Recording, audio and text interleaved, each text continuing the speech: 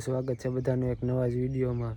તો ઘણા સમય પછી પાછા આપણે ઘોડે સાથે વિડીયો બનાવીએ છીએ અને ઘણા સમય પછી પાછા આપણે તમને મળીએ છીએ। बात तो सही कर रहा है। ને આજે તો વરસાદ આવતો અને પવન પણ ખૂબ જ હતો, તો એ જોઈને વશેરીને ખૂબ જ બીક લાગતી, તો એ રિએક્શન પણ તમને જરાક બતાવીએ। અભી મજા આયેગા ના ભીડો। ને જો વિડીયો પસંદ આવે તો વિડીયોને લાઈક અને સબસ્ક્રાઈબ કરી દેજો ને વિડીયો પૂરેપૂરો જોજો, આગળ મજા આવશે।